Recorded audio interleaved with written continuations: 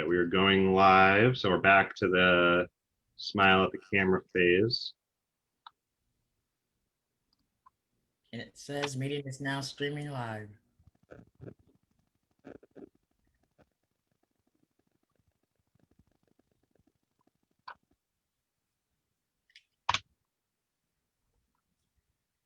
Good evening. I'm Commissioner Joanne Hardesty, and welcome to the History of Police Accountability.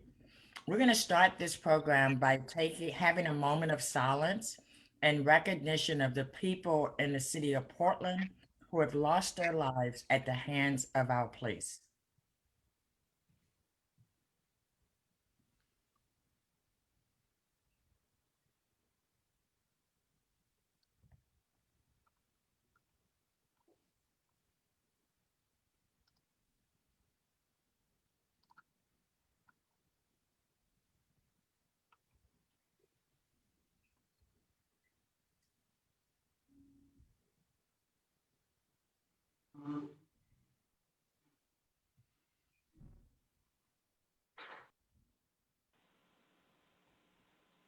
Thank you all for joining me in that moment of silence. I want to thank both Amanda and Claire for being our interpreters this evening.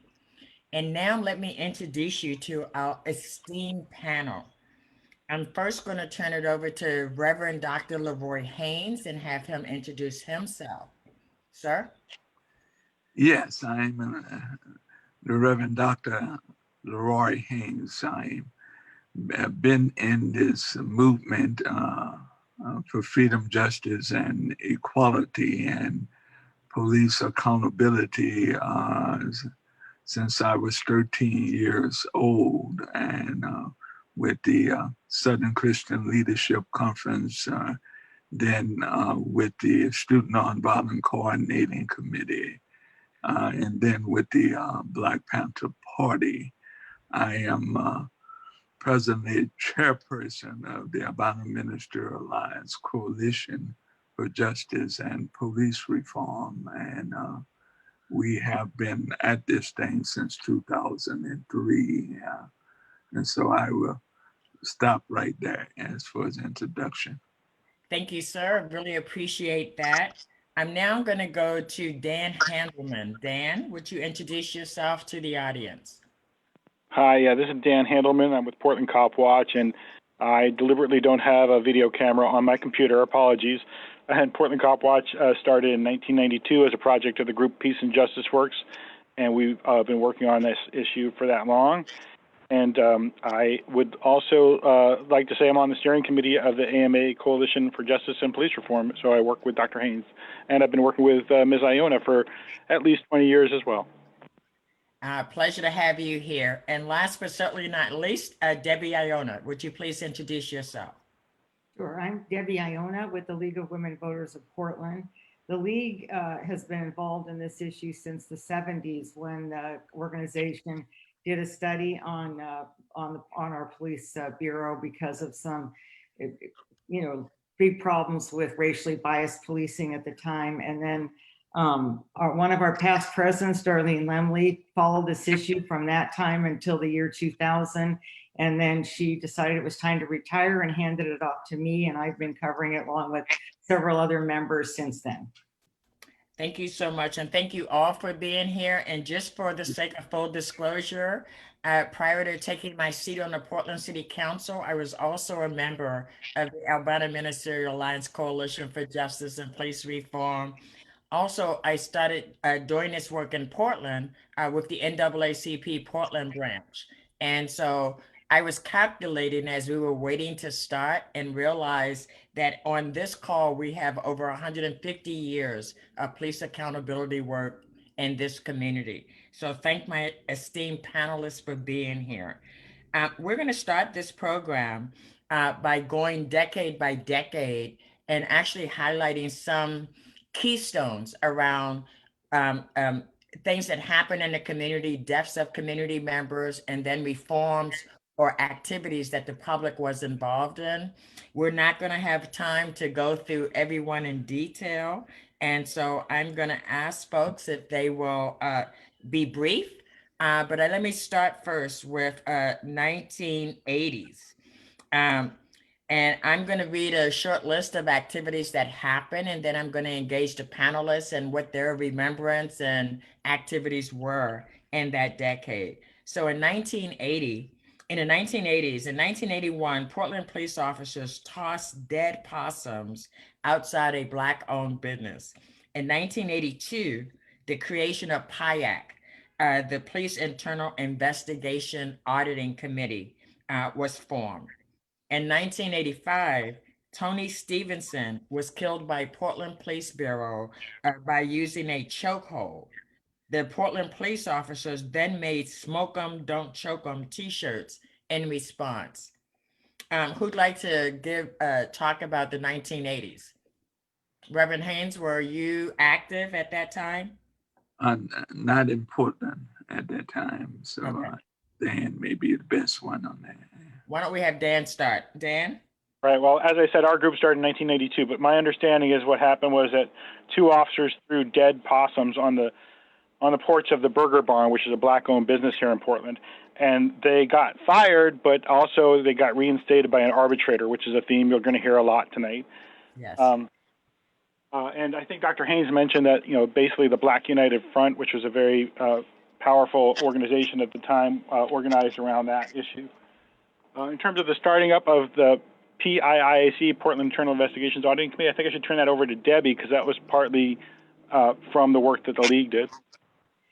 Debbie, what do you remember about the creation of PIAC? Well, the thing I remember is I actually read a task force was created by Police Commissioner Charles Jordan, who I think was our first Black city commissioner. Is that true? That is correct. He was, besides being on city council, he was the police commissioner. Yes. And of course, there were all these concerns about policing in Portland and the way internal affairs were handling police complaints of police misconduct.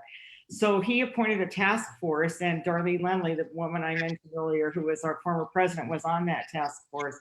It made a number of observations and recommendations, and then highlighted other issues of concern.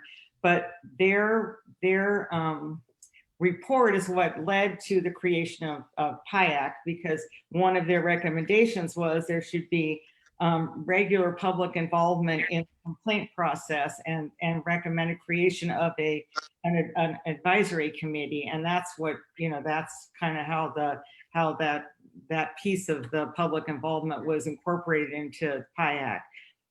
What was interesting about reading the report, though, was the long-standing concern among the public of having the police investigate the complaints themselves. Yes. And talking about recurring themes, it seems like that's something that's been sort of a thread that's kind of gone through the 4 decades since that report was issued, that we're still striving for that and haven't gotten there yet. Thank you so much for that. And it is kind of, I appreciate you mentioning that Charles Jordan was the police commissioner at the time. And he actually fired the officers that were involved. And as Dan said, the arbitrators actually overturned their firings, and they were rehired back onto the police force. One more thing, if I may. So they did have a list of additional concerns. And the top one on their list was the police contract, the police union contract. So even then, it was just this thing that sort of was a roadblock to making progress in this area. Thank you so much. So let's move to the 90s. In the 1990s, in 1991, Portland police attacked protesters. In 1992, the killing of Nathan Thomas and the creation of the Crisis Intervention Team. In 1992, Mayor Katz takes PIAC away from the auditor. In 1996, there was the killing of Deontay Keller. In 1998, there was the killing of Dickie Dow. Dan, were you involved? That was early in Copwatch history. Yeah. Can you reflect on the 90s and what the issues were and what policy changes came out of that? Certainly, Commissioner. So I don't want to lose the sight of the last item in the 1980 column about Tony Stevenson, who was a black security guard that was mistaken for a criminal, and the police choked him to death. And the officers who made those T-shirts that said "Don't choke him, smoke him" were fired and also reinstated. So in 1991, President George Bush I came to Portland, and that was the first time that the Portland police used pepper spray at a protest, and he kind of just used it on a large swath of people, used a lot of other violence, and arrested a bunch of people. So that was one of the seminal incidents that led to us wanting to put police accountability as a peace issue as part of Peace and Justice Works when we first started our group in 1992. Then, as you mentioned, Nathan Thomas was a 12-year-old boy living in a Laurelhurst neighborhood, was taken at knife point by a guy who broke into their house, and the police were surrounding him and pointing guns, and they were creeping up the stairs, and they thought they saw the knife flash, so they opened fire and they killed both the guy with the knife and the 12-year-old Nathan Thomas. And the family, rather than sue the police for huge amounts of money, demanded that they find a way to deal with people in mental health crisis, and that was creation of what was called the Crisis Intervention Team. It's a model that came out of Memphis where volunteer officers got trained on how to handle people in mental health crisis, but only those officers who asked to be part of that were on there. And Debbie, Aiona, what was the league's role in the creation of the Crisis Intervention Team, if any? I don't know if there was any. I know Darlene was tracking. I think she was focusing more on tracking the PIAC, and she monitored it carefully over the years. So that, yeah, but I don't know about the Crisis Intervention Team, if she had any involvement in that. And I do remember, I don't know, Dr. Haynes, if you remember this, I remember that the model, the Memphis model, actually included social workers and other mental health professionals. Do you remember that, Dr. Haynes? Yes, the Memphis model was the key model throughout the nation for dealing with mentally ill encounters with the police department across the nation. And it was actually not just training for police officers, there were also social workers that were support within the framework of the model that was created. And so you had professionals as well as the training of officers, you know. And the focus was on having not just one team as Portland did that, but you had several teams that could respond across the sector of the community, and they just didn't work on weekend, okay? Because the issues of mental health were 7 days a week issue. And so I remember clearly that we never fully implemented the Memphis model. We did what we traditionally do. We go and look at other national models, and then we bring it back to Portland, and then we Portlandize it, right? And some of the parts we don't put in place, which means that we don't have the kind of outcomes that places like Memphis had when they fully implemented it. And traditionally, it's the police that decide what parts of the model they want and what parts they don't want. Dan, do you want to add anything to this? Well, I want to come back to that a little later in the discussion in the next decade, but I want to kind of get on to the other parts of the 90s, if that's okay. Yes, because as you mentioned, again, this is Dan Handelman. As you mentioned, the auditor had PIAC under their purview. And the auditor, for people who don't know, the city has 5 elected city council members and then an elected auditor. And so they had PIAC, the Portland Internal Investigations Auditing Committee, in their portfolio, even though technically PIAC was the city council, and then there were 13 community advisors that made recommendations to them.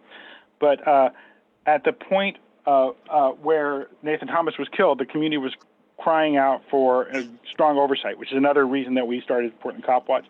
And the mayor wanted to take control of it herself. And so even though she was also the commissioner of police, she brought that into her office, and it remained there for the rest of the 1990s. And I wanted to really highlight Deontay Keller because I remember that was the first time an African American man had been killed by the police and laid outside in a yard uncovered for at least 6 hours or more. And the police refused to allow medical personnel to check on him to see if there was an opportunity to save his life. That was not, I moved here in 1991, and that was the very first time I had heard of just allowing somebody to stay on the ground and bleed out. And that really, that stuck with me. Dr. Hayes, you want to add anything there? No, I think you covered it very well. Excellent. Dickie Dow, Dan or Debbie, do you remember what the issue was with Dickie Dow? I think Dan remembers. Yeah, Dan remembers it all. Dan? So this is Dan again, and so Dickie Dow was a grown man who had developmental disabilities and was diagnosed with schizophrenia as well. And one night he was up at the corner of Fenwick and Lombard, and the Portland school officer got into a tussle with him and called for backup, and they ended up piling on top of him. And his mother came out and started yelling at them and saying, look, he doesn't understand what's going on. You have to let him go. And they ended up arresting her and her husband, the stepfather of Dickie Dow. A neighbor came by who actually happened to be a host of a KBOO radio show and offered to do CPR when Dickie Dow turned blue underneath the pile of officers. They wouldn't let her give him CPR. He ended up going to the hospital and dying. And that family then decided to have a vigil on a monthly basis every month on the same Friday of every month to remember Dickie and to protest police violence in general, but also for justice for Dickie. They eventually got a relatively large settlement from the city and put up a plaque that is still there at that corner in front of a dentist office that's there. And people who are engaged in the nightly protests these days might know that the corner of Fenwick and Lombard is the opposite end of the block of not Aaron Campbell Avenue, but Campbell Avenue and Lombard, where the Portland Police Association moved about a decade ago. So their offices are on the opposite end of the block where Dickie Dow was killed. And I always have found that terrible and horrible irony. So last year, we actually participated with other groups in a protest action around the police contract where we marched back and forth between that plaque and the front doors of the PPA offices while they were negotiating the contract behind closed doors. I know. I think when I met you, Dan, it was around the Dickie Dow monthly protest. So that does bring back some real specific history around that. And so I just want to take a moment to kind of review that decade before we move on. And so the cops attacked protesters, and a 12-year-old was killed between 1991 and 92 because of how the police responded to activities, both around the Bush presidency, Bush #1 presidency, with the protests that went with that. I think it was really it was unique when the Nathan Thomas family decided they wanted to work to create a some kind of program that said basically that we don't want to sue you for money because it's not about money, it's about improving the outcomes in policing. And so at that time, we thought that putting together a crisis response team would actually help us save lives when police encountered people with mental health issues. And as we know, we are still confronting those issues today. Um, Now, how the community, I know, continue to show up and participate in protests to put pressure on the city council. Um, how was the league, Debbie, actually following the work of PIAC, especially after it went back into the mayor's office, which seems a little self-serving when you know the police commissioner is the mayor, and now they also have the oversight committee in their portfolio. What did the league find when they were working on that? Well, so my memory is that, Darlene I think, felt like the citizen advisors that they had were, hardworking, sincere, and, obviously brought a lot of, I mean, it was important. I mean, it was a step in the right direction to have more of a link between the community and what was going on in the internal affairs division at the police bureau. But, it was, I mean, it was kind of a small step. And then that's why, I mean, I know we're not quite in the next decade yet, but, things sort of started to teeter at the, toward the end of the 90s. And then that's why then Cats decided to appoint that work group that really looked at how can we have a system that's, much improved over what we've got. And Darlene was, right in there with what was going on at that time. And Dr. Haynes, is this a model that you have seen in other cities that you've lived in and other communities? Usually you would have some type of advisory group that takes place that give input into the mayor and to the police chief, African American advisory, Hispanic advisory, Asian advisory group that took place. But the oversight in terms was always an advisory type of a group of input, but no real power of just examining stuff and making recommendation. That was basically it. And that seems to be a question that people still ask today, right? I mean, we have a lot of advisory committees that provide expertise and spend a lot of hours reviewing police policy. And I hear that from the advisory committees today that, in fact, what happens is they give the advice, but nobody actually ever takes the advice, or it circles back to tell them why the advice was not taken. I'm going to keep us on time, and I'm going to move into the next decade. Hardesty, Yes. if I can just briefly in the minute we have left, I want to point out that in 1988, the PIAC citizen advisors tried to compel officers to testify in front of them using the city council's subpoena power.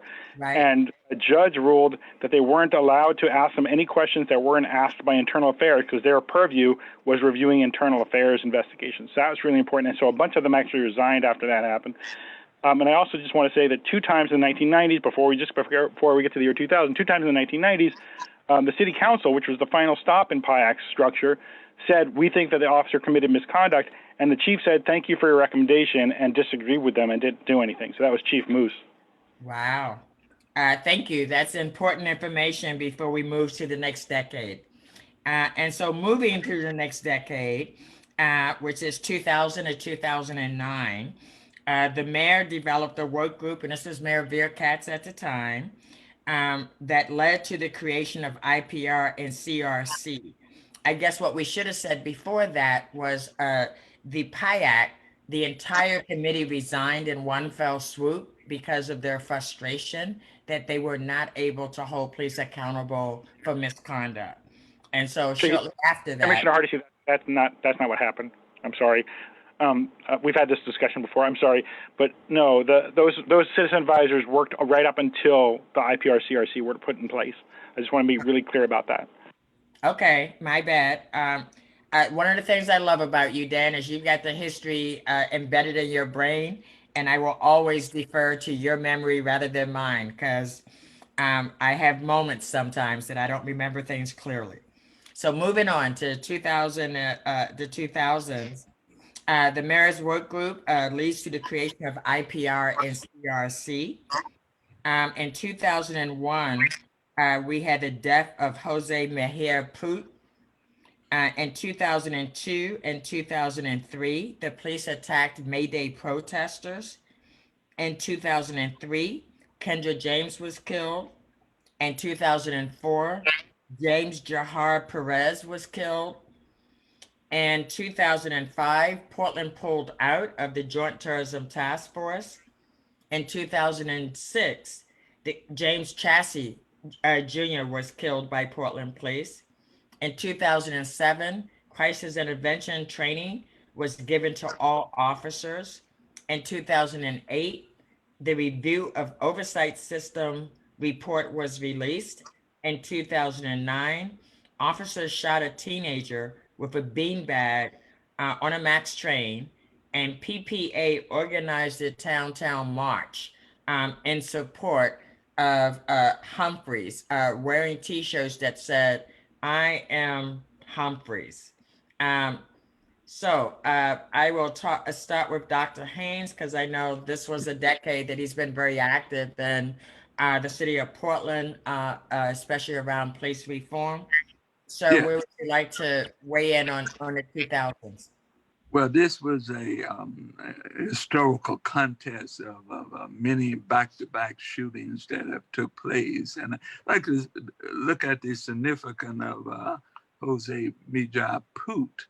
You know, and this was a blending of different community groups, the Latino Network, the About a Minister Alliance, Asians, and different types of white community groups. It was a multiracial cry out for Poot that was killed in a psychiatric hospital by the police inside of an institutionalized hospital where the hospital had called for help for one reason or another, and he had a knife or some kind of instrument, and they end up shooting him inside the hospital.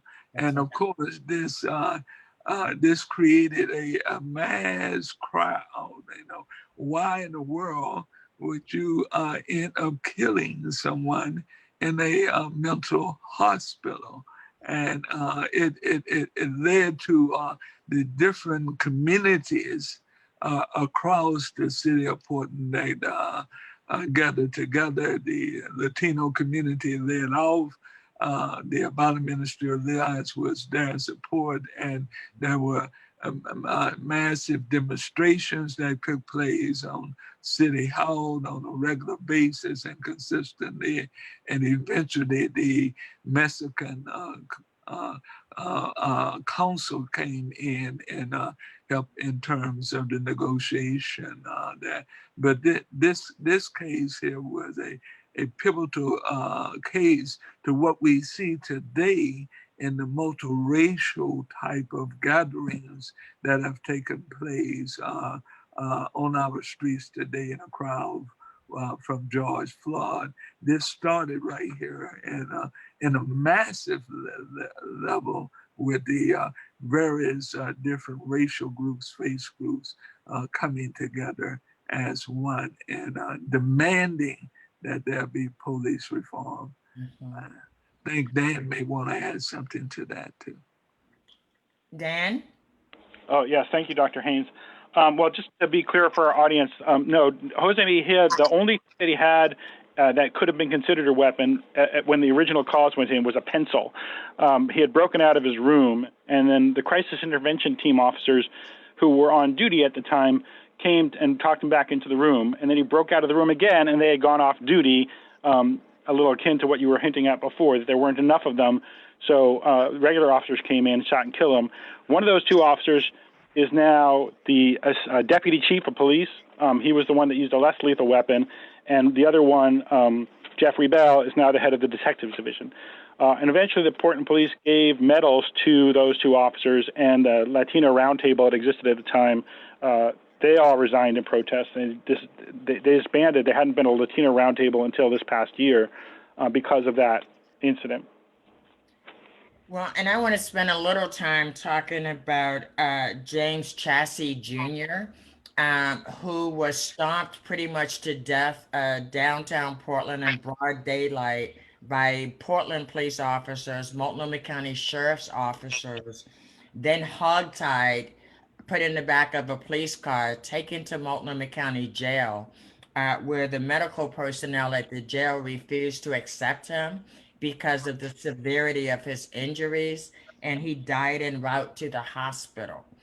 The reason he was even engaged by police in the first place is because they assumed that he was selling drugs. And for folks who don't know, James Chassie was a artist who also suffered from schizophrenia and had a deathly fear of police because of his lived experience living downtown in Portland. And on the day that he was killed, the police alleged that he had drug paraphernalia on him. And then later it was learned that what he actually had were sandwich crumbs in a plastic sandwich bag in his pocket. And there were no drugs ever at all. And there were people who witnessed this because it was around lunchtime, and people were sitting in restaurants in Northwest Portland watching this situation unfold. Uh, and uh, and so it was just a tragedy on top of a tragedy on top of a tragedy because the police should have never actually had any interaction with him at all. Debbie, what would you like to add about this decade? Well, I just want one addition to the James Chassie story. My memory is the autopsy showed he had 20 something broken ribs. I mean, Yes. it was pretty appalling when you know, read the rest of the story, considering he was doing nothing illegal. Nothing, right. So I think in this decade, though, I think it's important to think about the that the mayor's task force on reforming kayak, because you know, that was what led us to the system that we have now, the independent police review. Yes.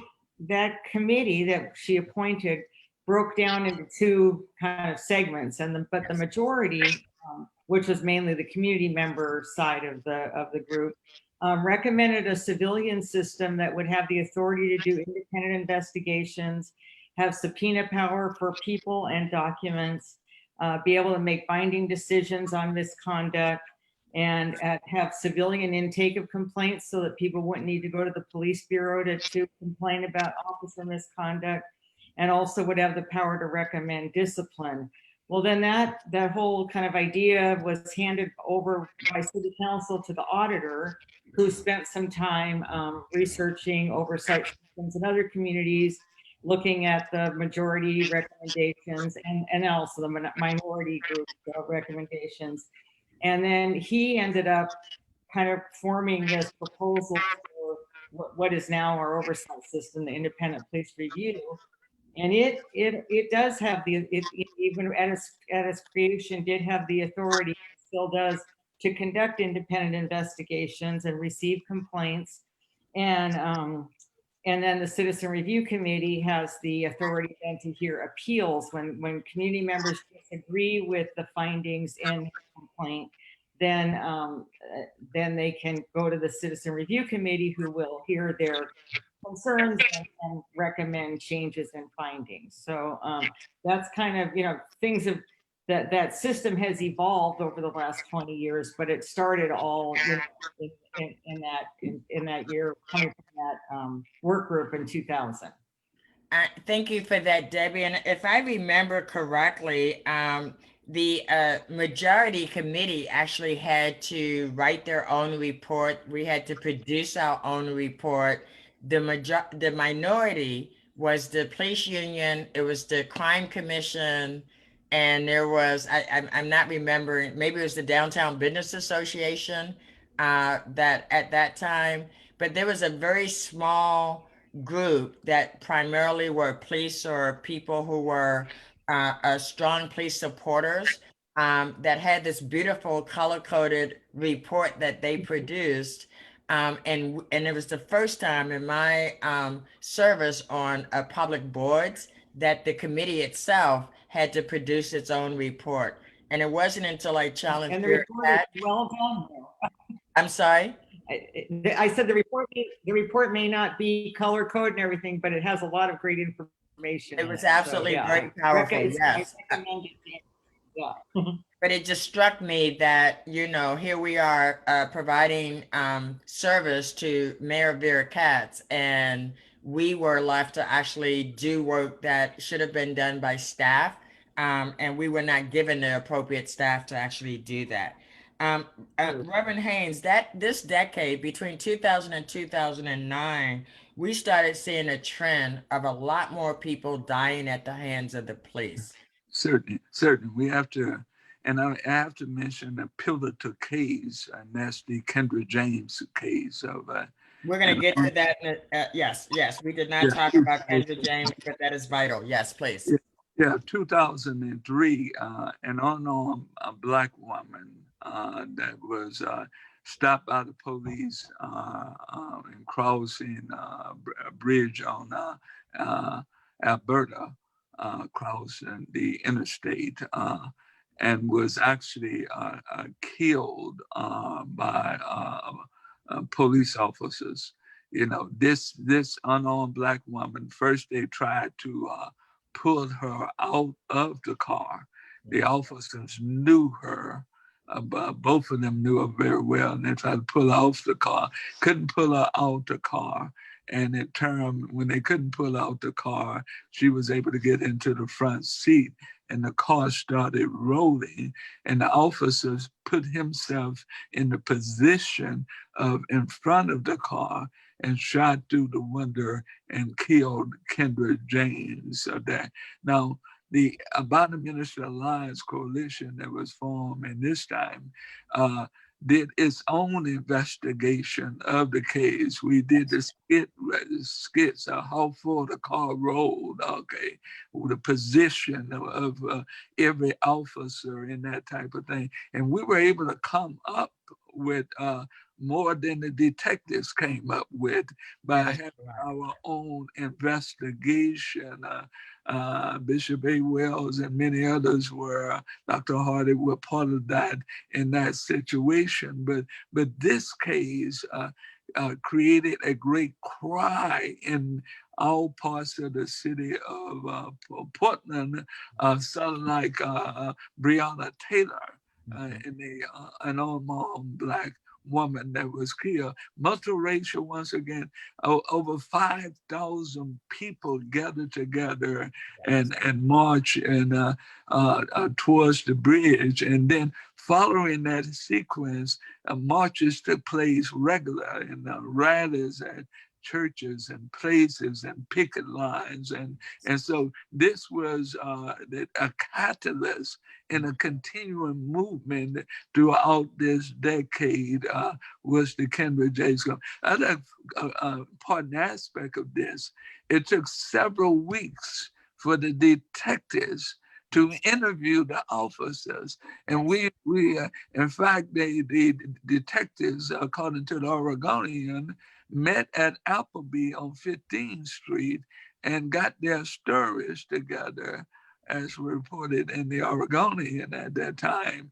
And this led to us as saying that a cover-up by the Portland Police Bureau in that case. And of course, no officers were fired or convicted in that particular case. But that case was a cornerstone of us dealing with the lack of procedure and investigation, the lack of policy and practice. Where out of that came many directives in terms of encountering a car and what should the officer, should they stick themselves in the car and try to pull the person out? And so quite a few things came out of that, and that was a ripple effect in the movement. The movement began to gain even greater strength on a consistent basis towards police reform from that. Reverend Dr. Haynes, thank you for that perspective. And you're absolutely right. If I remember, there was a community inquest, right, that you led, and there was, because the community did not have confidence that the normal process was going to provide a just outcome. And let me just say that once again, the community did the homework, invited the community out to be a part of it, took it to City Hall, and said, this is what our findings are. City Hall said, thank you very much. We appreciate your work. And they made some minor policy changes. But at the end of the day, nothing much changed. Is that an accurate statement, sir? Very accurate. Minor policies practice. Yes. And so just before I move, Dan, did you want to add something? Yeah, I had a couple of things I wanted to add. Just backing up a little bit to the creation of the mayor's work group. What triggered that was that the police attacked the May Day protest in the year 2000 Yes. with one officer swinging his less lethal weapon back and forth and saying, "Surrender, surrender." And so there were a community meeting where people were so upset. It was at the Maranatha Church, and they started stomping on the floor, and the walls were shaking. And the mayor knew something had to be done, so she put together the work group. And as Debbie said, it became modified by the auditor, who was deathly afraid, pun intended, of dealing with deadly force incidents. But Jose Mejia was shot right before, 2 months before the city council voted on the new structure, the IPR-CRC structure, and he was forced to do something about deadly force. And it took him a year, but he added in this oversight review that happens every year. In fact, the most recent report just came out a week and a half ago, where an outside group reviews all the deadly force shootings, but they can't say whether or not the officers were in out of policy. They just have to look at the policy and the training issues involved. So that was the compromise that Gary Blackmore put in place on that. And then we skipped over the death of James Jahar Perez, who was an African-American man driving a nice-looking car in North Portland, and the police thought it was too fancy for the neighborhood, so they pulled him over. As he reached for his cell phone in the dashboard, they thought it was a gun, shot and killed him. And there was actually a formal public inquest on that case, which I've never seen. There hadn't been one, I think, since Tony Stevenson's death in the 1980s. But it was done after the grand jury, so there's no chance that the officer was going to get indicted. But it was a very interesting exercise in any case. And then after James Chassie was killed, we had been saying for years, why are we only giving a handful of officers training on how to handle people in mental health crisis? Because every officer ends up dealing with them, as was proven. I mean, Jose Mejia didn't even have a mental health issue. He had epilepsy. But as proven by his case, when the officers were off duty, officers without any training came on and ended up killing him. So they finally found the money, miracle of miracles, after James Chassie was killed, to train every single officer in how crisis intervention works. Now, that is not part of the Memphis model. They rely on these small handful of volunteers, but at that point, they trained all the officers how to do that. I thought that was a really important part of the decade. Thank you. And I think I'll add one more piece before we move into the next series of issues and activities. I remember the officer shoots teen with a beanbag. There was, I believe she was 14 or 15 years old, African-American girl on a MAX train that the police said was being disruptive.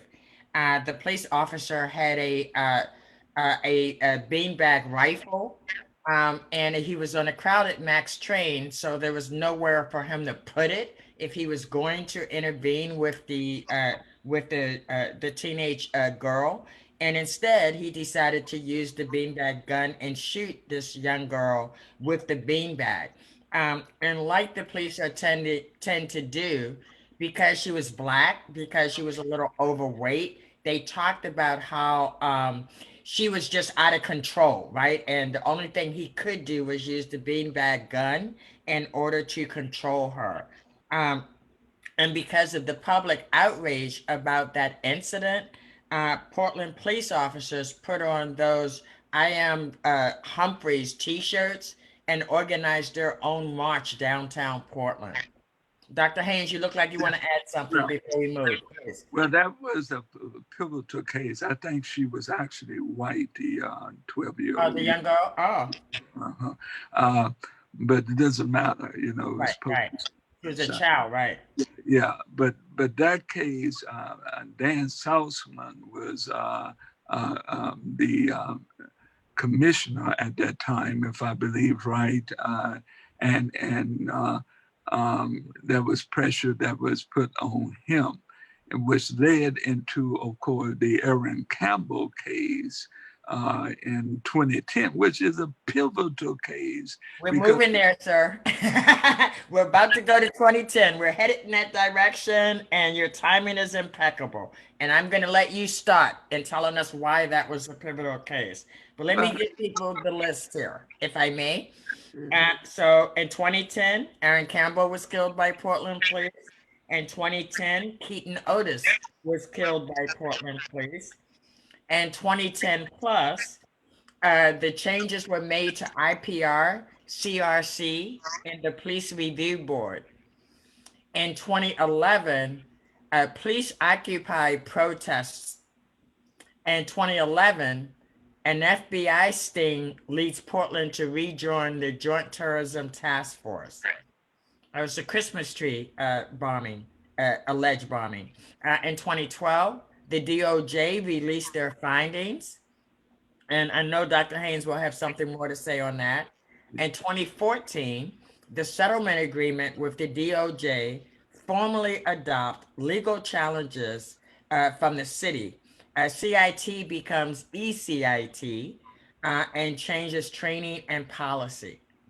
In 2016, City of Portland and Portland Police Association contract negotiations led to the public being locked out of City Hall, and 48-hour rule that had been in place was exchanged for $9 million in pay raises and benefits for Portland police officers. In 2017, the killing of Quanice Hayes. In 2018, the killing of Patrick Kimmons. In 2020, 100 plus days of protests, brutality, lawsuits, defunding the police units, federal response.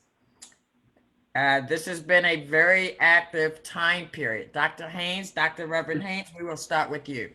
Well, the Aaron Campbell case was another major catalyst because Aaron Campbell had just lost his brother in a hospital, and he came home and was irritated, upset. His partner at home, and a domestic violence situation was called in, and at that time he was not going to hurt anybody but commit suicide. Aaron Campbell, when the officers got there on the scene, they began a negotiation with him, and Sergeant Rios, a Hispanic officer, was at that time the head person on the scene, and they negotiated with him to come out of the house without his gun. So he came out of this house with his hands in the back of his head, and as he came closer to the house, to the officers for the arrest to take place, they began shooting him with beanbag shotgun, but there was a police sniper that came from a whole nother precinct that shot Aaron Campbell in the back, shot him in the back, and he had no gun on him and anything like that on him. But a bit of information that relates to the Breonna Taylor case. At that time, the district attorney, when he brought that case to the grand jury, I raised the question with him, did he call all the witnesses? Yeah. And he said he did, but there was one witness from the transcript that he did not call, and that was the Sergeant Rios, who stated very clearly, it is the problem has been resolved. Everything is under control. Right after she just said that, right. And the newsman came and said, the sniper shot Aaron Campbell in the back. Yes. And that led, of course, to mass marches, and these were weekly marches in downtown at the Justice Center, yes. Downtown in front of the city council Yes. and one picket and picket lines. And then eventually we brought some demands to the city council and took over the city hall for about a half hour or so during that period of time. And so this way we had rallies at Maranatha, other churches, several thousand strong. But this was an ongoing process. Eventually, there was no prosecution of the Officer Fresh Hour, who's still on the police force. And there was no prosecution or indictment from him from the grand jury. But my point is that the DA never did call the witness, the commander, to speak before the grand jury. In the Aiona case, they said they got one person that said that the knock at the door, while 12 other neighbors who say they didn't hear the police say they knock on the door. Right, right. Well, and let me also add, Reverend Dr. Haynes, you might remember that is the only grand jury in my memory that wrote a letter to the DA stating that they wish they could have found the officers. They said something's wrong here. This man should not be killed. And based on the directions that they had received, it broke their hearts that they were not able to bring charges against the people that were responsible. I don't think that's ever happened before or it's ever happened since.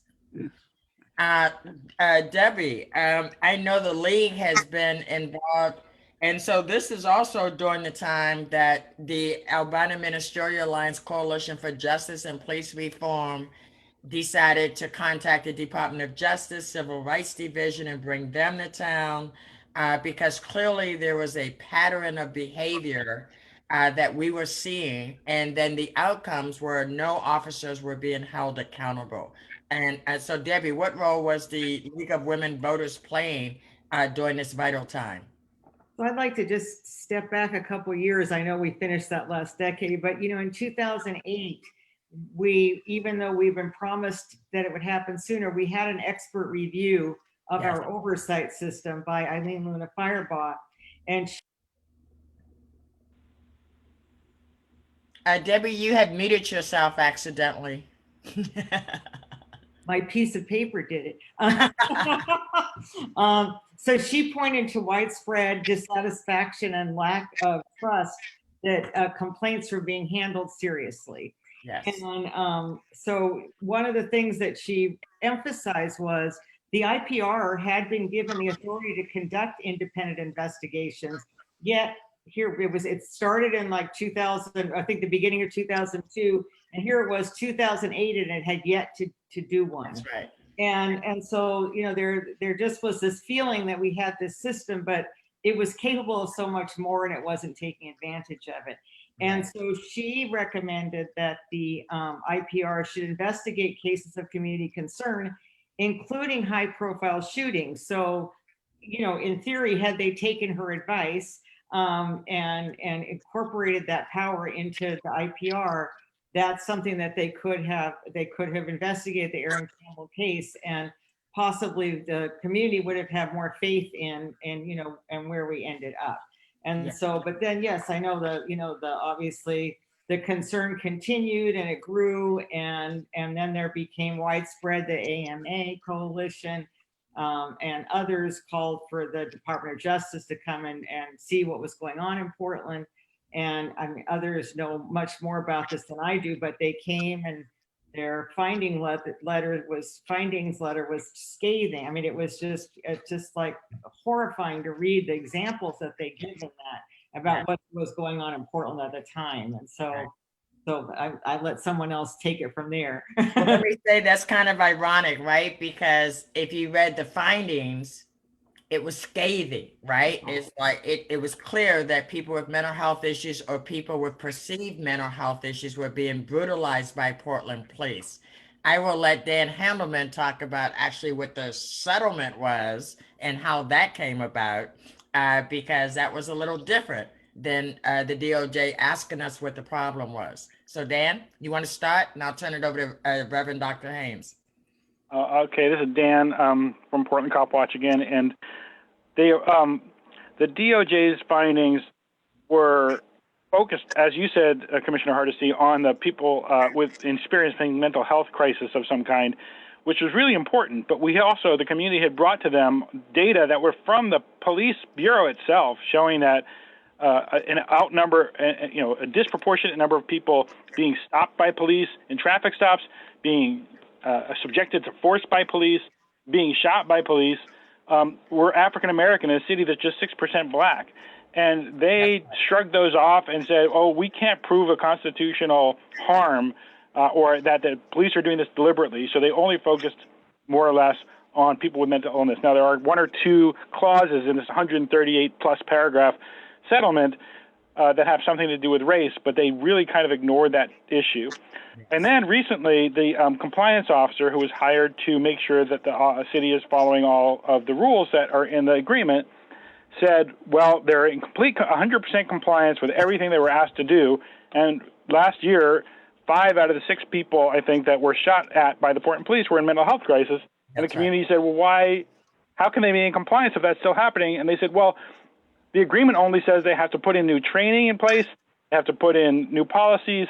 It doesn't say anything about stopping shootings. So we're all very disappointed to learn that that's, 8 years of work was for changing, the way that police track data and the way that they make their policies, but had nothing to do with stopping the police actually from using violence. And one of the cases that we kind of glossed over was Keaton Otis, who was, again, he was driving a car that the police thought were too fancy for him in 2010 near the Lloyd Center, and the police pulled him over for an alleged traffic violation, but they radioed in that they thought he looked like a gangster, and they ended up shooting him. They fired 32 bullets and hit him 23 times. And as you know, Commissioner Hardesty, his father, Fred Bryant, started a monthly vigil on the 12th of every month, which is still going on today. It was going on live on the corner. It's now virtual, but it's been going on for more than 10 years, demanding justice for Keaton Otis. That's right. And because of the way the IPR and CRC is structured, where they're not supposed to look at deadly force cases, Fred Bryant tried to appeal the finding that there was nothing wrong with the shooting, and he was told he wasn't allowed to do that. Thank you. You've made some really good points. Reverend Dr. Haynes, you want to add something to this decade of police activities? Well, I think initially the MA Coalition for Justice and Police Reform called not for a federal investigation, but we called for an audit as a distinctful difference between, because we've had federal investigations after every killing and you never get anything from the FBI, it's just they compiled and give it to whoever they give it to, and the community never knows anything. But the audit investigated the police from the investigating department to in terms of the oversight, to in terms of the sequence of the matrix of in terms of responding to officers that break policies and practices, and so it was a total picture. The audit was, and after seeking, they went into the community. This was the Obama administration, Justice Department. Not a bar administration, Justice Department.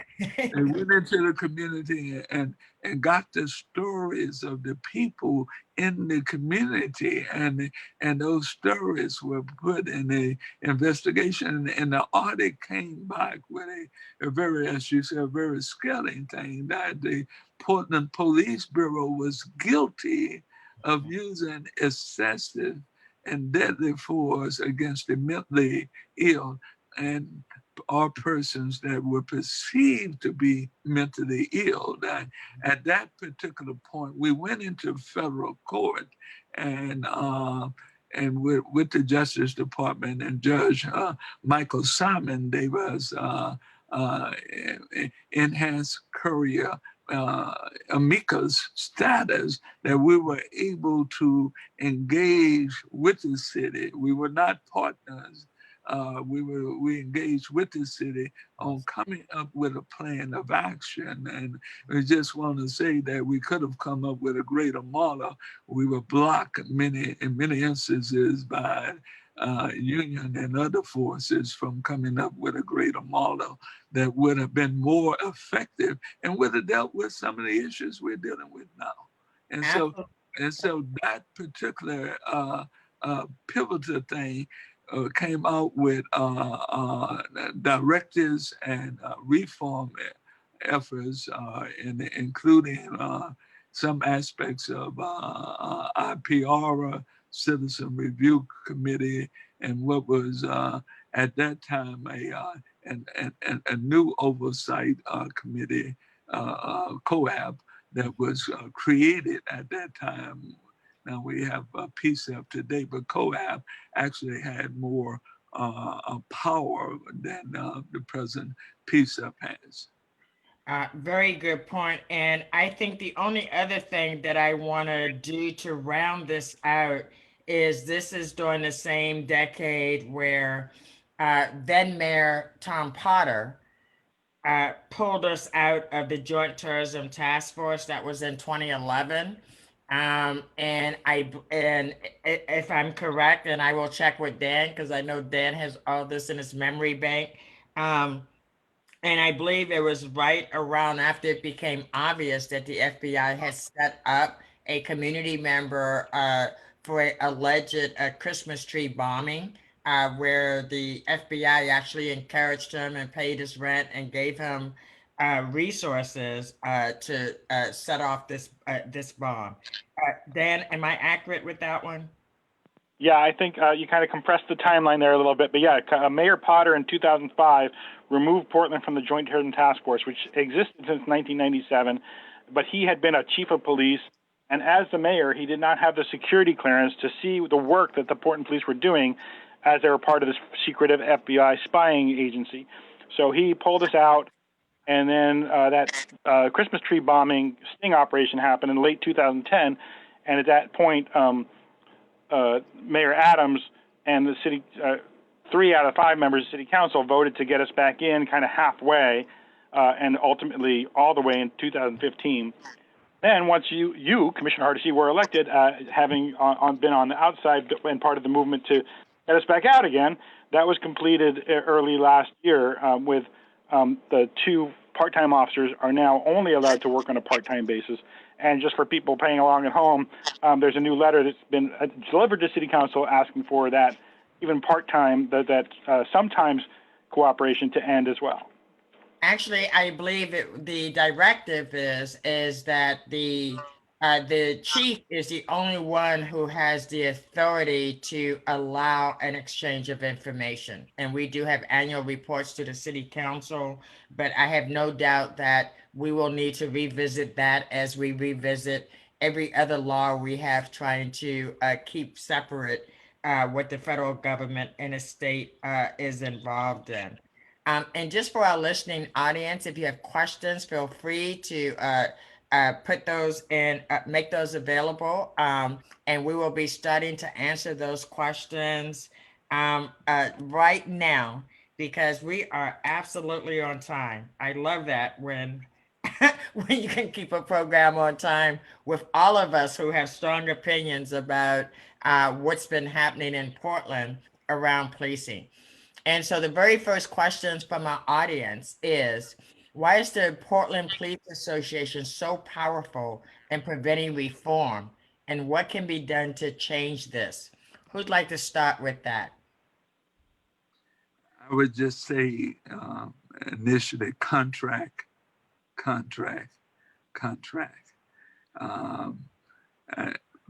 For many years, the city of Portland has lost gain in the negotiating process of the contract. And the union has had better lawyers, better negotiating positions, and end up getting all of what they want and the citizens of Portland are getting less and less. And so the contract, the other aspect of that is that at one time they had political connections with the political funds and money that they had in the state legislature as well in the city.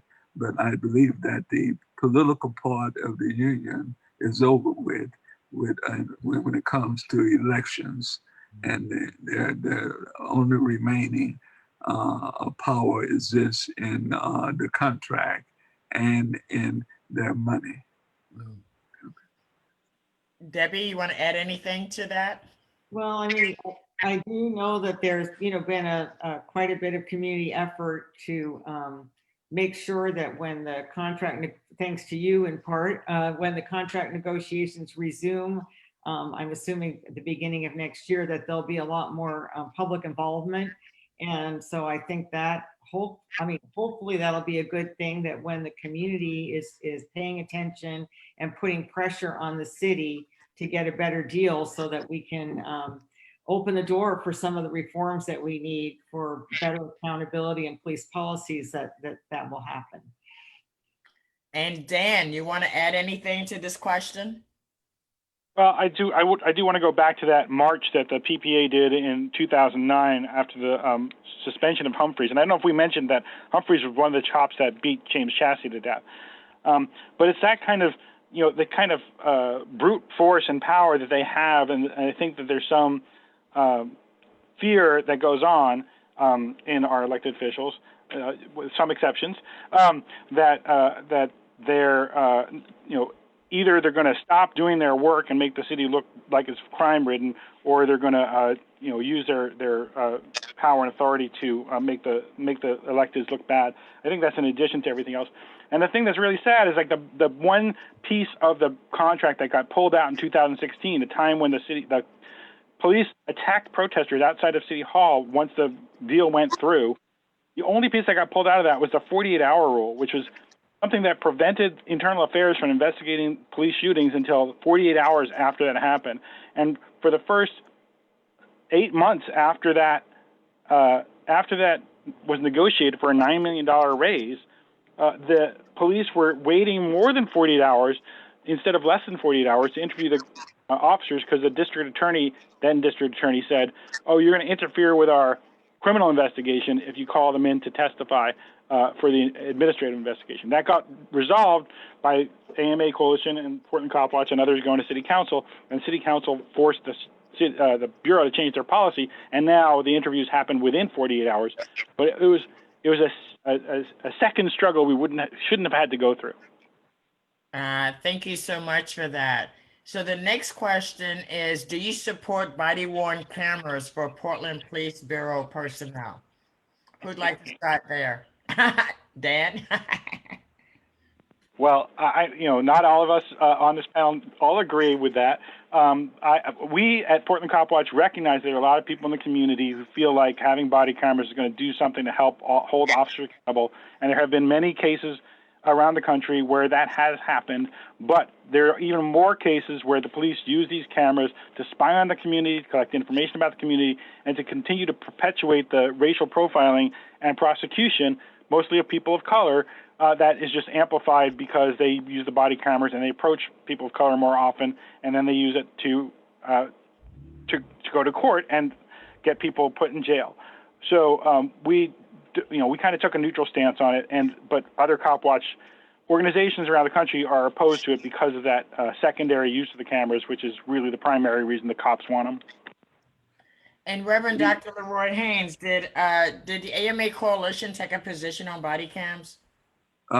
We took a position to continue to study the issue of body cam, but we see that body cameras can be helpful, but the question is who is going to hold the digital recording of the body cam? What are the consequences for the officers that cut off the cam? Can they be immediately dismissed for cutting off the cam? Also, in terms of the the availability of the cam videos to the public. A fourth important thing is that, which we've had, the union has attempted to negotiate, that the officers have an opportunity to see the cam before they write their report. And so we believe that the body can be helpful, but just having body cams by itself without any regulations that will that will control the use, the storage, and the punishments to officers for cutting out. And many of them say they accidentally cut it off. Right, right, very conveniently. And let me say that when I arrived at the city of Portland, the police bureau had been carrying over $1.7 million for a couple of years in their budget because they were committed to a pilot project that they were going to buy body cams for a pilot. But what I know about state law around the body cam was that the police owned the body cam footage. The police would decide what would be made public. And so if you're selling it to the public as an accountability tool, why would you actually let the police own it? Why, in fact, would the police be the only decision maker deciding what becomes public? And so I'm happy to say that the program was cut as part of the city's last budget process. So we're not having conversations about body cams at the city of Portland because for years they had been trying to push it through with the rules as I stated. And I just would never support rules that say the police own it, right? As Dr. Haynes said, if it's owned by an outside entity, if it's accessible to the public, as you know, Seattle started putting it online when they first did it. They stopped it because it just caused a lot of confusion. But there has to be another way to do it so that it's truly an accountability tool rather than just another a tool that sucks up a lot of money but doesn't provide a lot of public support or relief. So the next question is, what percentage of Portland police officers live in the city of Portland? Is it legal and or feasible to impose a requirement that Portland police officers must live in Portland? Hey, this is Dan. I can that one, yeah. So a couple of years ago, the Portland Mercury did a public records request and discovered that only 18% of Portland officers live in the city proper. Most of them live in either Vancouver, Washington area, or in the surrounding communities in the Portland area. And it is not constitutional to tell them that they have to live in the city of Portland. So the city tried to give incentives to people like, you know, you get this much of a salary boost or this much money towards buying a house if you want to live in Portland. And I think that worked for some. They may have made even special deals for some upper management, like when Chief Outlaw moved here from the Bay Area. They gave her money to help make sure she moved into the city itself. But I don't know that it obviously hasn't done a lot. Whatever program still exists hasn't done a lot because I think we're still at something like 18%. Excellent. Anybody else want to weigh in on that one, or has Dan covered it fully? It Yeah. sounds like Dan's covered it fully. Okay, so what are some amendments you'd like to see recommended by the Portland Charter Review to improve policing in the city of Portland? Debbie, I'll start with you. Oh, thanks. Let me think. I mean, I really think that you know, some of the things that were included, even going back to the majority report in 2000 about, you know, having an independent agency taking care of investigations, broadening that to the shootings and deaths in custody. I really feel that there is having the ability to compel officer testimony. There are a lot of things that could be included in the charter and are actually included in the thing we'll be voting on in November. And so you know, the Charter Commission, then I imagine if it passes, can take a look at some of that, or maybe it won't be necessary to intervene you know, beyond that.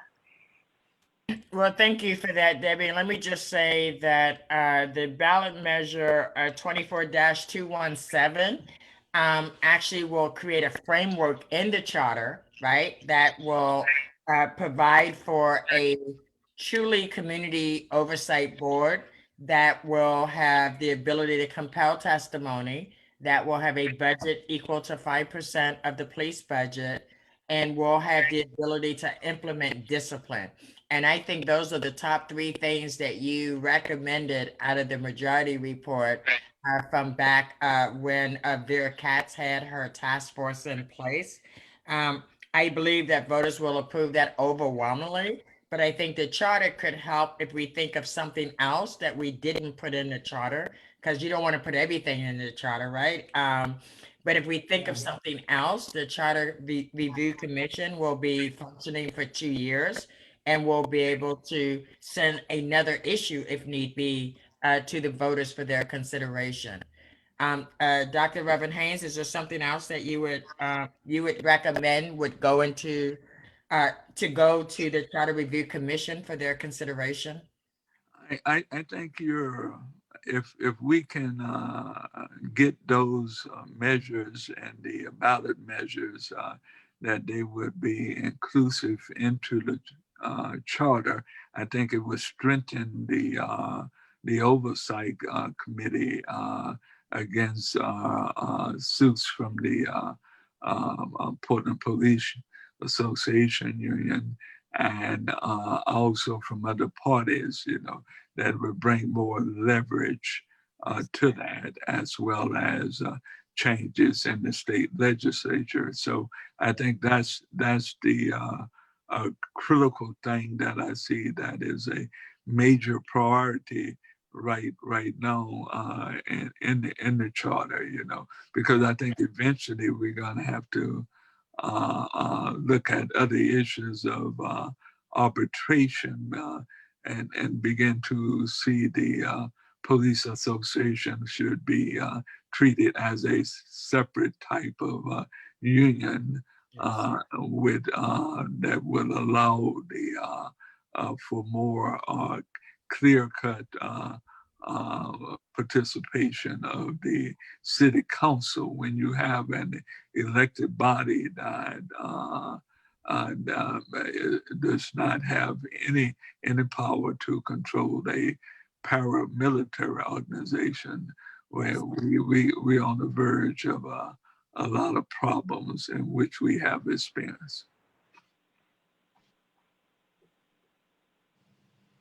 Uh-oh.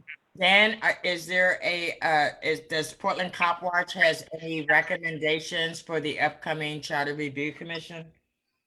No, I feel like we'll have to see what happens with the ballot measure. Like you said, it's probably going to pass, and we'll if there are problems that are found once that's being implemented, you know, I'm hoping the Charter Commission can help fix any problems there are. And so there's a great question about mutual respect. How do we get the police to understand that they're supposed to protect and serve us all with respect, which in turn gets the community to return the respect to police officers? How do we start creating that kind of mutual respect between police and community and vice versa?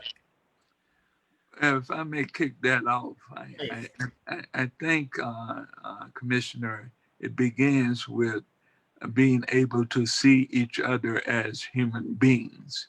Yes. And what has happened because of the culture of racism and white supremacy, and is that what happened with George Floyd is that when the officer had his knee on his neck, he didn't see a human being there, and he saw an animal there, and someone that was subhuman. And when you cannot see other people as human beings, you're going to be able to treat them and do things to them that you would not do to people that look like you and act like you or from your same race of that process, same class. And so I think respect begins with seeing Black bodies as human beings and brown bodies as human beings and mentally ill people as human beings. When we can see the humanity of that, we have good training in terms of de-escalation in the Portland Police Bureau, but they don't use the training. Right. They go for the gun first. Right. Right. We've seen that over and over. Debbie, what's it gonna take? What's it gonna take? Well, it feels like when you have police bureau members meeting with the community and speaking face to face, sometimes it feels like there is a real connection and you want to build on more of that. And also, it seems also like the community needs to be consulted more in what they want to see their police bureau do. And it has to be genuine. I mean, sometimes it feels like it's forced when they're doing that now. That's, somebody's telling them, go out and pretend like you're listening to the community. Right. When you just really have to do it to make it work. I agree. Dan, you want to add anything to that?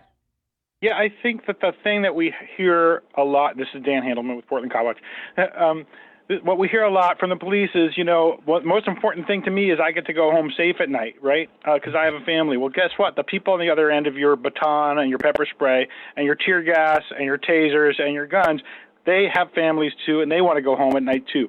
So in terms of figuring out humanity, I think that if their mission, if they could stop thinking only about their desire to go home safe at night and think of everybody's equally has that right, then maybe we get somewhere. On that is an excellent note to take. The next question. Do you believe Portland's unique commission form of government, where the mayor usually serves as the police commissioner, is an impediment to police reform? Anybody want to jump in on that one? Well, I'll just take a quick stab at it. It seems to me that we have cities all across this country with strong mayors, city managers, all different forms of government. Right. And I don't know if I've seen anybody who's found the answer yet. So I don't know if we can, blame our commission form of government on the fact that we're not getting what we want out of our police bureau. I love what you said. Thank you. Go ahead, I would thank you, Debbie. I pastor and live in Dallas for a number of years, where we have a city manager form of government, and we still have the same amount of police brutality and police shootings that take place, even with a city manager form of government. And is it because the militarized nature of policing today that you think that is so? I think the history of police that came from slave catchers, we have to look at the history, and when they begin to think of people that live in a community as not being human or good citizens of the community, and they begin to stereotype people based upon their color and their class or their mental illness, their homelessness, and those type of things, I think allow people. It comes down to a humanity that the people in the African American community, the Latino community, the mentally ill community, these are human beings, a sacred life, and they should be treated and respect. And you got some officers that do, but you got a whole lot of officers saying, I can't wait to get away from here, and I can't get away. This is like a jungle, but we have the African American community is made up of good people, decent people, citizens of this. and should be treated equally in the whole issue of equality and should not be brutalized or oppressed. Thank you. This is our final question. What would be your message to the younger generation involved in the current Black Lives Matters movement about police violence? Against police violence, sorry. Dr. Haynes, I'm going to start with you as you are our elder in this conversation. Well, I think, well, first of all, is to understand history. There's a continuity and discontinuity. I started off in the freedom movement for justice and equality when I was 13 with Dr. Martin Luther King. I later went on to SNCC with John Lewis and later Stokely Carmichael, and later went on to as co-organizer of the Black Panther Party in the state of Texas. So I've seen what real movement is, but it is a marathon. Things are not, don't assume that things are going to change overnight. It takes persistency, it takes courage, it takes hope, it takes faith, it takes diligently to take place. I believe, though, that we're in a Kairos moment. We're in a moment of opportunity here that we can make a radical transformative change in the police oversight and bring true police accountability, but it's not going to be an overnight process. You know, you got to be willing to make sacrifices, and we were willing in the sacrifice in the movement from the civil rights to the Black Power movement to the Panther Party to surrender our lives if needed to do that, to go to jail if needed to do that, to go to prison if we needed to do that. Whatever was needed, we were willing to surrender our lives and pay the price of sacrifice for freedom, justice, and equality. Dr. Haynes, I don't think anybody on the planet could have said that any better. And on that note, I want to thank all of you for being part of the panel tonight. I'm going to end this portion of the program by reading the names of people who have lost their lives at the hands of the police since 2003. Coben S.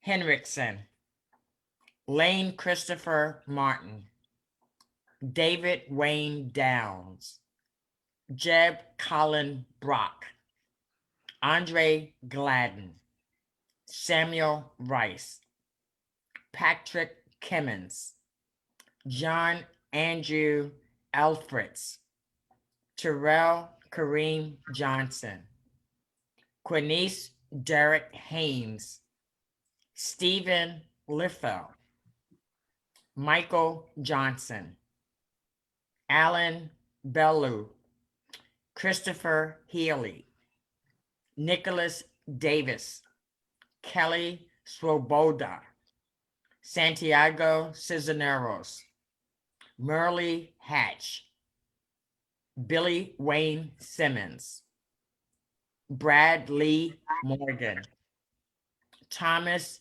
Higginbotham, Durl Ferguson, Keaton Otis, Jack Dale Collins, Aaron Campbell, Jason Spoor, Jeffrey Turpin, Stephen Boland, David Earl Hughes, Dennis Lamar Young, Raymond Dwayne Grother, Vernon Allen, Ronald Richard Riebland Jr., Dwayne Richard Novak, William Thomas Grisby,